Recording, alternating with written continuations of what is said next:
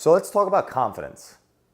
I have to admit, I know I haven't been a very confident person most of my life. And it dawned on me recently, being out and about in business and in the real world, out and about amongst friends, family, strangers, soon to be friends. A lot of people don't seem to be confident. I've been reading a book called Body Language by Joe Navarro recently, and it shows literally breakdowns of, based on arms, hands, head, neck, feet, torso, everything, what someone is most likely thinking and how confident they are or apathetic or angry and so on and so forth.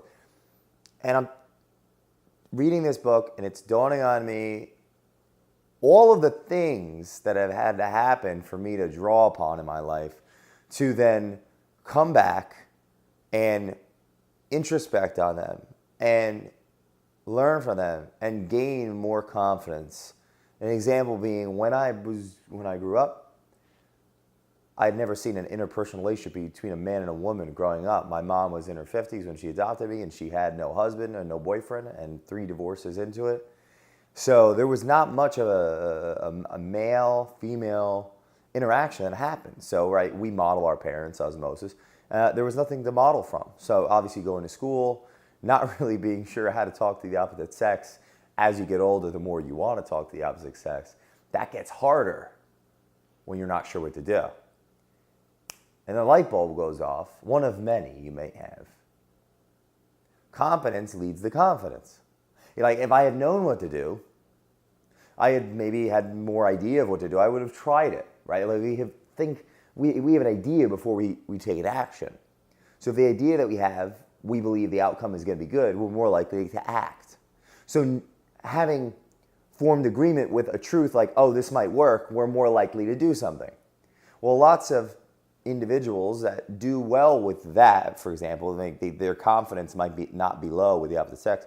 They tend to have upbringings where something transpires to give them some kind of competence, or at least false or truthful understanding, depending on the circumstance, that whatever they do, they're going to get a result. Like the kids that just realize young that the more people they talk to, just like in quote-unquote sales or business, the more women they talk to, the more likely they'll have one date if they talk to 100 chicks. And I was listening to Jim Rohn recently. He was talking about the best way to build confidence is to be disciplined and to achieve what you set out to achieve every day. For example, that's like a way to build confidence. How can we be confident of ourselves? We're always letting ourselves down. But I was reminiscing, my life, all these things that definitely had to happen for my internal confidence to go up. And it's interesting when you go out into business, no matter what the hierarchy of success, most don't appear very confident. And if they are appearing confident, you've got to ask yourself, is that confidence or is it actually fear and arrogance that comes from fear and scarcity masked with confidence? Are you really confident? What made my life was being curious enough to want to learn about things and understanding the situation for myself, and maybe one would agree with this, understanding any given situation before you get into it. It's almost like you have a virtual reality. That's what your brain does. You can see the future. All right, I know this about physics, so I'm not going to drive really, really, really fast and then turn left.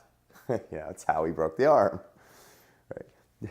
The competence in doing something will lead to the confidence. Now, for example, I didn't know how to drive one of those vehicles that I was in when I broke this, so I wasn't competent and I was in the passenger seat.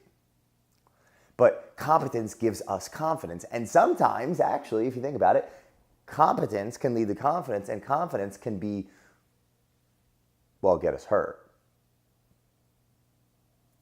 However, if we're not ever taking risks, what's a risk? It's a perceived win or loss. Most likely, higher the risk, the more loss. It's just a perceived notion in our mind based on our competence, meaning what we believe we understand about whatever subject. So I just wanted everyone to think about confidence today and are you confident? Were there things that happened in your life that sparked some kind of new idea that led to a further understanding of something, a competence that became, more confident in this subject or any subject? Do you know anyone that is super, super, super confident in your life? Have you ever taken the time to ask them where that came from? They said that there's a study that was done. I've talked about this quite a few times because it's so interesting. That cognitive control was tested with 8-year-olds in Australia, and they had a marshmallow and they had to pick, if they didn't, they were 8-year-old kids. If they didn't eat the marshmallow right away, if they waited, they would get 2. And most kids just ate the first one, and that showed a lack of discipline, really what we would call discipline, cognitive control. So think if we're less likely to discipline ourselves, then we are less likely to do the things we got to do every day to succeed. Then that is an external, environmental way to lower confidence. And even if confidence wasn't nature, right? Like, oh, you just always had it. By being disciplined and working towards your goals and accomplishing things, over time, we're going to change our internal mechanism of self-talk, self-perception, and so on. So let's get confident.